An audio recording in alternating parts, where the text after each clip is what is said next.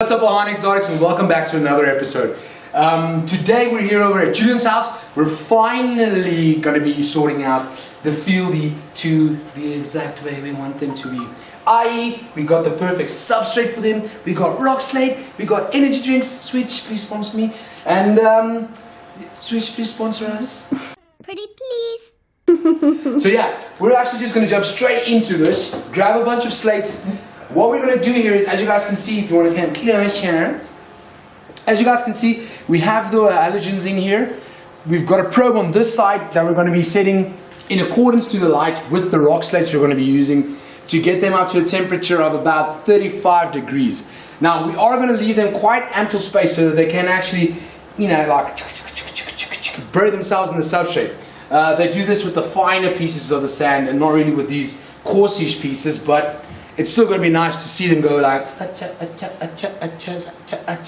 So yeah, let's just jump straight into this. I think let's start with this one.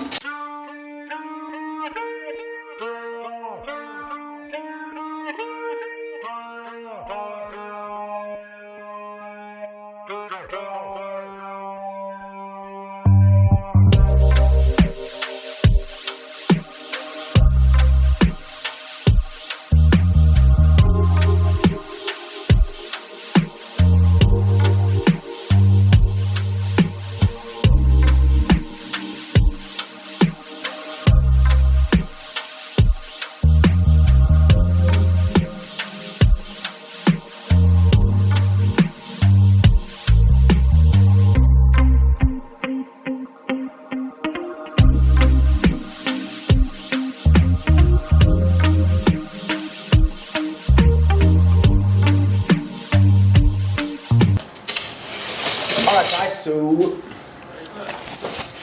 this is the idea we have for each enclosure. So we want to make nice rock slates for them, fit in there, fit in here if they need be, go down there, and hopefully go down here as well. And then we just put a few driftwood pieces in there just to accentuate it a bit. Rookie mistake from Julian's side, not having his phone on silent. But that's fine, guys. You guys will forgive him, right? Say sorry. Sorry, guys. Come on now, dog. Alright, so that is the general idea that you guys are going to see in these enclosures. Then we'll put the water ball around somewhere here. And now it's time to do this one. This one will be controlling the temperature for both of these enclosures, which is fine because it'll be about a degree up or a degree down difference. And that's actually just about zero difference.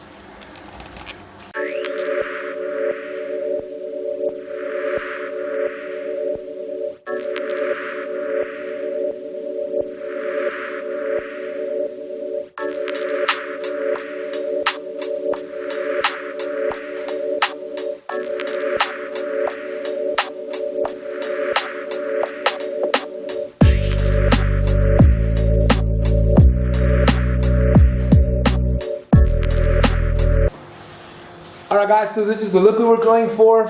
Having enough slated spots for them to chill under, hide under, burrow even if they want to, although they don't really burrow, but they will try squeeze themselves into here.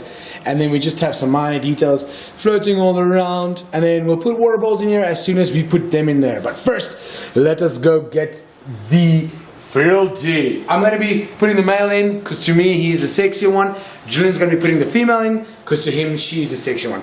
I am actually going to let you guys decide. So down in the comments, tell Julian the male is the sexier one, or if you think you're wrong, that the female's pretty, you're wrong, but you can tell him that as well.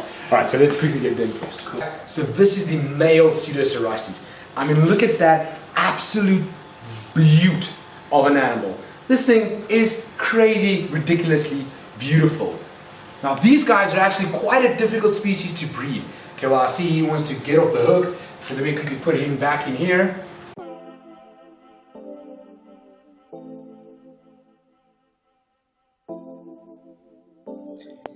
Now, while we just admire these guys cruising around in their enclosures, an interesting thing about Pseudocerastes Fieldii is actually that their venom is extremely understudied.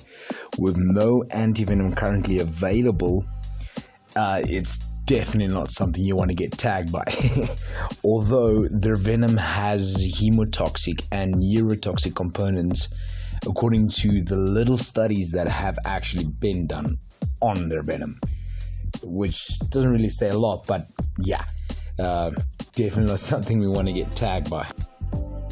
This is by far the prettiest Cerastes Fieldii, even compared to the male.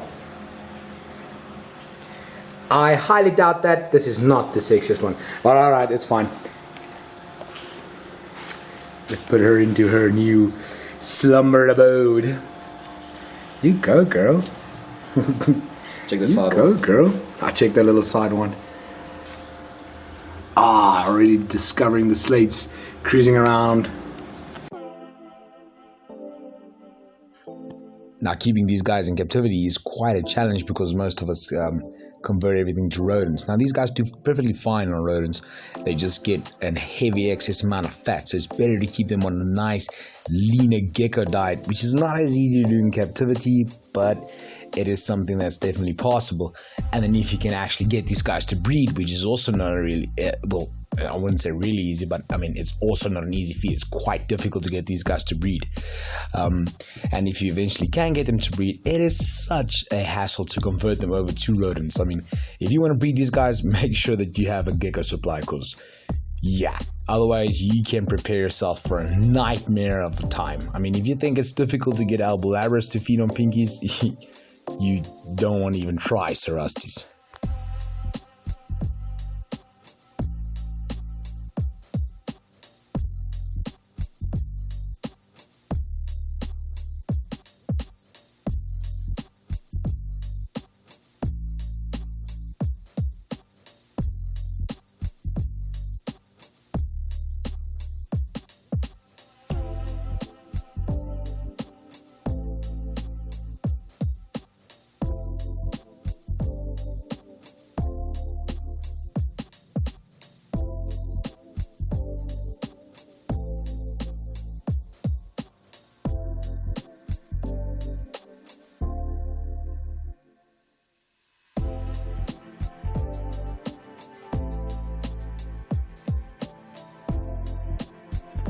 Now, as you guys can see with the way we designed this enclosure and the way we set up the rock slates and the substrate, these guys actually aren't like most of your desert species.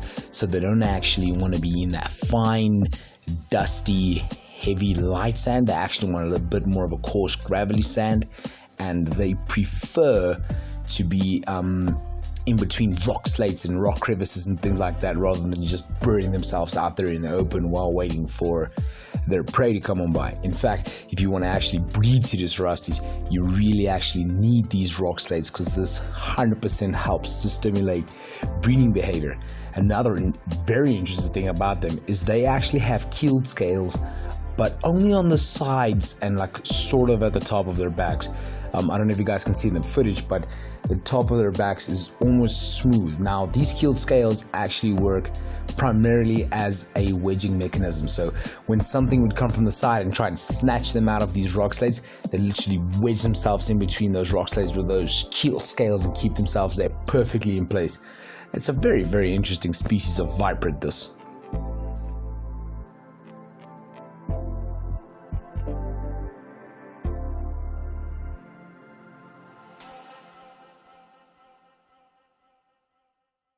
Alright guys, that's going to be it for this video. I hope you guys enjoyed checking out the Cerastes Fieldii, or the pseudo Cerastes Fieldii as we set them up. I hope you guys have got some nice ideas for if you guys want to keep Cerastes Fieldii in future reference. I hope you guys enjoyed the information that we shared with you guys from Ohana Exotics, View Reptiles, now merged as Undisputed Reptiles, the reptile exception. We say goodbye. Cheerio.